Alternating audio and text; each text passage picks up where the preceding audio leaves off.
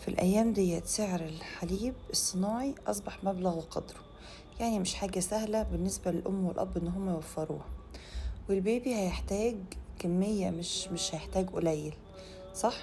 طيب ايه رأيك لو استثمرنا وإن احنا نقدر نشتري شفاط ثدي؟ هتقوليلي غالي، هقولك والله عمره ما هيبقى أغلى من علب الحليب، وعمره ما هيبقى أغلى من صحة البيبي، بحيث ان بما ان انتي بترضعي طبيعي وادرارك كويس والبيبي بيزيد وانتي معتمدة عليه الفترة دي كلها، اجي فجأة كده وادخل صناعي، فانا بعمل مشكلة كبيرة، الا وهي بصي يا ستي، الرضاعة الطبيعية بتمشي بمبدأ نظام العرض والطلب، يعني كل ما البيبي هيرضى او كل ما انت هتشفطي كل ما الجسم هينتج حليب اكتر. فاحنا لو دخلنا حليب صناعي حتى لو مرة او مرتين وخلال الدوام او خلال الشغل ما شفطناش، فخلاص إيه اللي هيحصل؟ الادرار هيقل لان طلب البيبي هيقل على الحليب، وبالتالي خلاص بشوية بشوية هتلاقي ان الحليب اختفى وما بقيتش ترضعي طبيعي. طيب اعمل ايه؟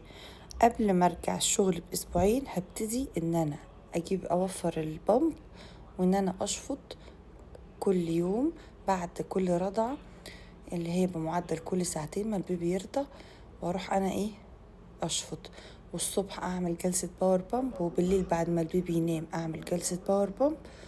هعمل كمية حليب ما شاء الله، هبتدي اخزنها في الفريزر لوقت الحاجة لما ابتدي ارجع للشغل. طيب بالنسبة بقى احنا في الشغل هنعمل ايه؟ ما ينفعش ابقى قاعدة 8 ساعات وانا مش بصرف الحليب الموجود، وارجع بالليل ارضع رضعتين 3 وانام وخلاص. شوية بشوية والله ان الرضاعة الطبيعية هتضمحل، مش هتلاقي رضاعة طبيعية، مش هتلاقي حليب.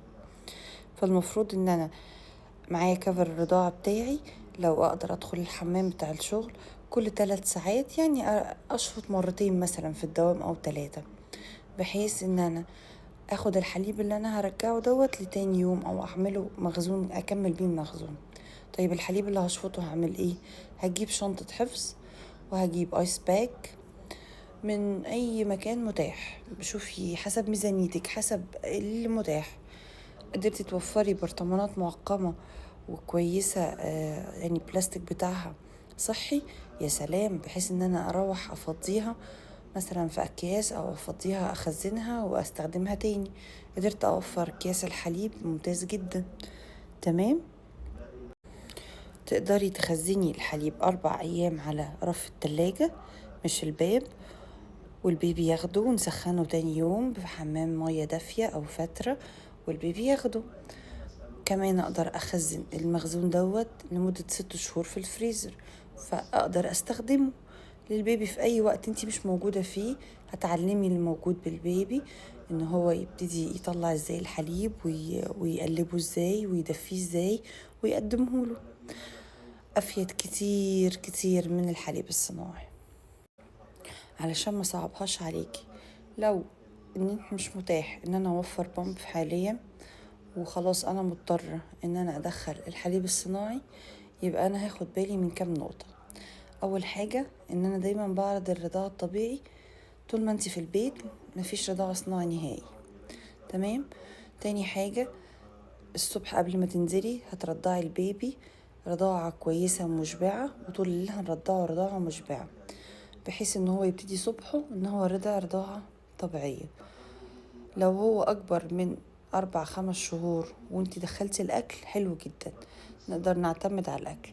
لو هو لسه ولسه قبل 6 شهور وانتي ما دخلتيش اكل، يبقى هندي رضع او رضعتين خلال اليوم لحد ما ترجعي.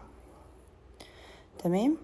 وهناخد الببرونة، هنعلم اللي بيدي الببرونة ان هو يديها بالبيس بوتل فيد، اللي هي بطريقة اعطاء الببرونة بطريقة تحاكي الرضاعة الطبيعية، يعني بطريقة شبه قاعد نص قاعدة. وكمان الببرونة بتكون قائمة مساوية للأرض، واديها له بشوية، ادي اشربه شوية وانزل، وارجع اشربه شوية وانزل، مش دقيقتين يلا اشرب وخلص كده، في ثانية هتلاقي ان هو حب الببرونة، وبشوية بشوية هيرفض الثدي. طيب هل يا دكتور انا كده في الشغل مش قادرة اجيب بامب؟ يبقى انا كده حليبي هيقل. هيقل. طب ايه البديل للبامب؟ اتفرج على فيديوهات فيها اعتصار يدوي، وادخل الحمام وابتدي اعمل اعتصار يدوي. عرفت اجمع الحليب في كوباية او في مج واشيلهم معايا في تلاجة او في ببرونة نظيفة لحد ما ارجع البيت، كان بها. ما عرفتيش، يبقى من الافضل انك تعتصر يدوي وخلاص. يعني هتتخلصي من الحليب ده للأسف.